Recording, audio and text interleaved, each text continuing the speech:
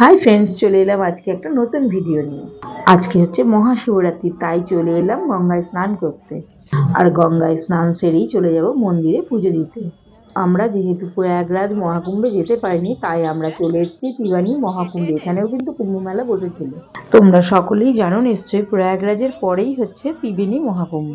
এখানেও কিন্তু কুম্ভ মেলা বসেছিল, আর কিছুদিন আগে এখানে প্রচুর মানুষের ভিড় হয়েছিল। কথা বলতে বলতে গঙ্গায় স্নান সেরে আমরা চলে এলাম মন্দিরে।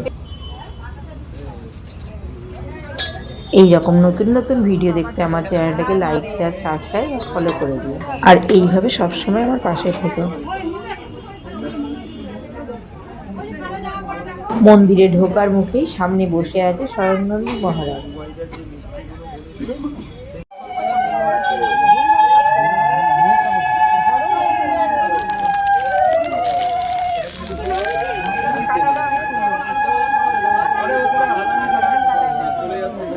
মন্দিরে পুজো চলছে, এইবার চলো মন্দিরে যাওয়া যাক।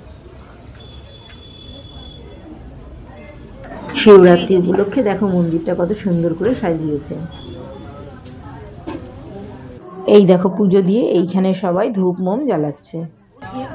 নন্দী মহারাজটাকে দেখো কত সুন্দর লাগছে।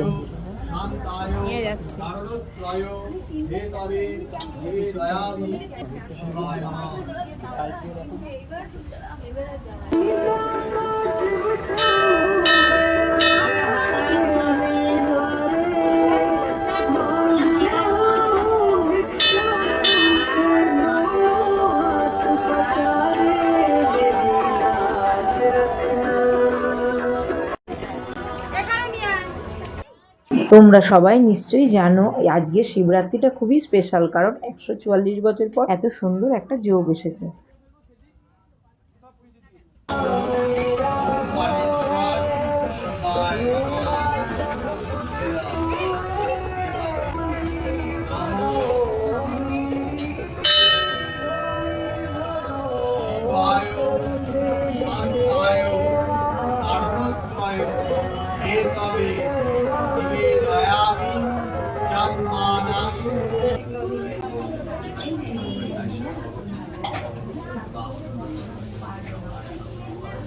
এইবার আমরা মন্দিরে ঢুকে গেছি, চলো এইবার পুজোটা দিয়ে দেওয়া যায়। মন্দিরের ভেতরটা দেখো কত সুন্দর ফুল দিয়ে সাজিয়েছে।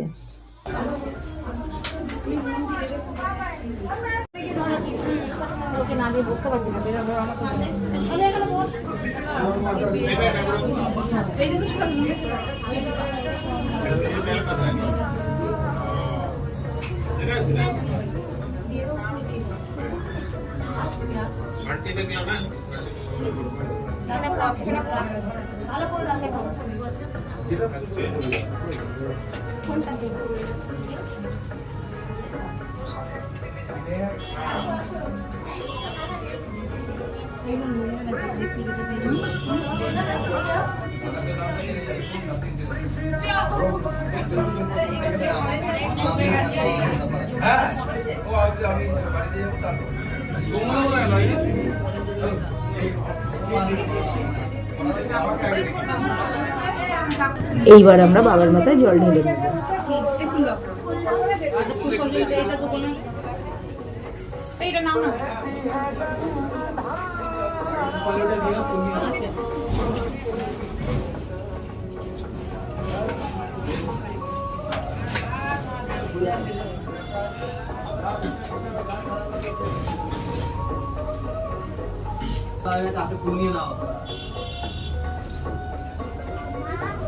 আসো আসো আসো।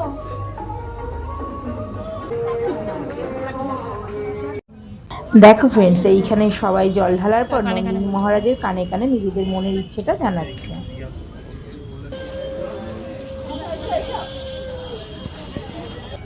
বাবার মাথায় জল ঢালার পর আমরা নন্দী মহারাজের মাথাতেও একটু জল ঢেলে নিলাম।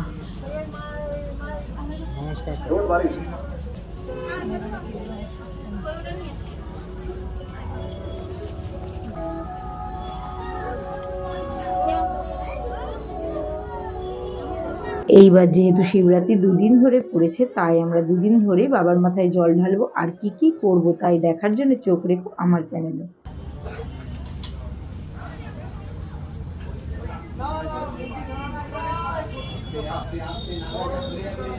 এই কোনা এক দেখো ওদিক দিয়ে যাও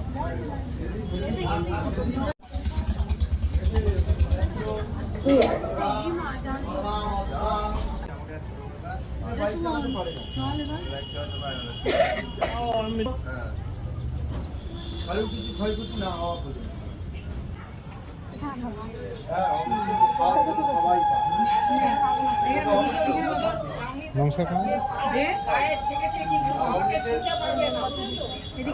বাই ফ্রেন্ডস, দেখা হচ্ছে পরের ব্লগে।